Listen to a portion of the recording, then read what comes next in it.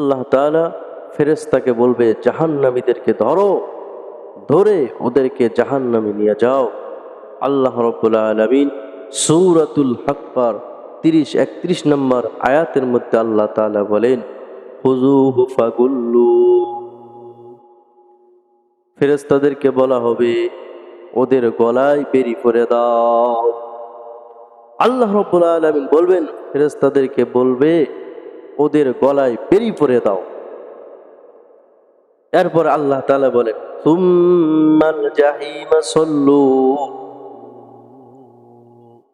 তারপর ওকে জাহান্নামে নিক্ষেপ করো। এরপর আল্লাহ রাব্বুল আলামিন পরের আয়াতের মধ্যে বলেন, সুম্মা ফি সিলসিলাতিন যারউহা ৭০ যিরাআন ফাসলুকু। তারপর ওকে এমন শিকলে গেঁথে দাও, যেই শিকলের পরিমাণ হবে ৭০ হাত। আল্লাহ রাব্বুল আলামিন বলবেন, ওকে এমন শিকলে গেঁথে দাও, যে শিকলের এর পরিমাণ হবে ৭০ হাত। জাহান্নামীকে শিকল দিয়ে গেঁথে ফেলবে। এরপরে জাহান্নামীদেরকে হাসরা হাসরা জাহান্নামে নিয়ে যাবেন, টেনে টেনে জাহান্নামের ভেতরে নিয়ে যাবেন। আল্লাহ রাব্বুল আলামিন এই কথাটা সূরাতুদ দুখানের ৪৭ নম্বর আয়াতের মধ্যে আল্লাহ তাআলা বলেন, খুযূহু ফা'তিলূহু ইলা সাওয়াইল জাহিম। আল্লাহ তাআলা ফেরেশতাদেরকে হুকুম দিবে এবং ফেরেশতারা জাহান্নামীদেরকে টেনে টেনে হেসড়ে হেসড়ে জাহান্নামের মাঝখানে নিয়ে যাবে।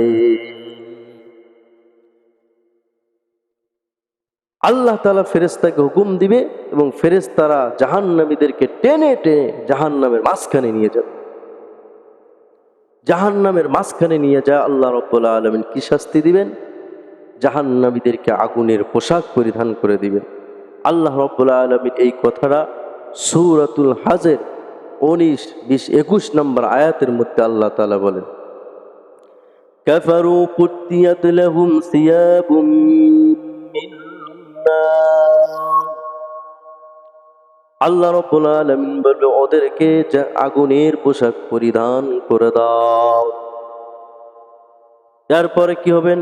আল্লাহ তাআলা পরের আয়াতের মধ্যে বলেন, ইসাব্বু মিন ফাওকি রুসিহুমুল হামিম। এবং জাহান্নামীদের মাথার উপরে ফুটান্ত গরম পানি ঢেলে দাও। যখন জাহান্নামীদের মাথার উপরে ফুটান্ত গরম পানি ঢেলে দিবে, তখন কি হবে?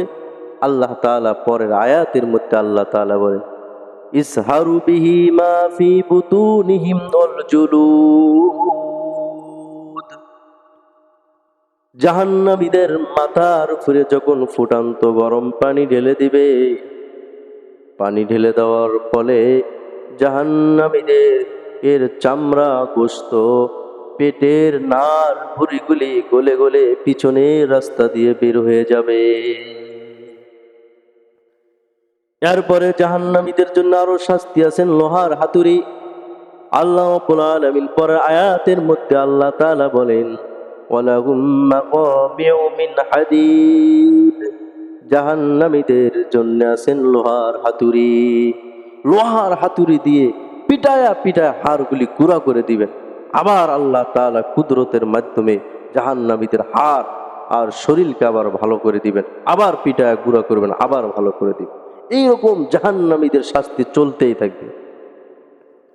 জাহান্নামীদের শাস্তির জন্য তারা যেন বেশি করে শাস্তি ভোগ করতে পারে, বেশি করে যেন আল্লাহ শাস্তি দিতে পারে, এই জন্যে জাহান্নামীদের চেহারা আল্লাহ তাআলা বিরাট বিরাট বানাবে, বিরাট দেহর অধিকারী বানাবে।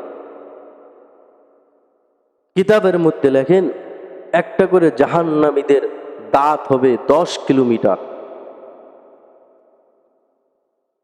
দাঁতের মারি হবে 160 কিলোমিটার। একটা করে জাহান্নামীদের জিহ্বা হবেন 6 মাইল। জাহান্নামীদের চোয়ালটা হবে উহুদ পাহাড়ের সমান।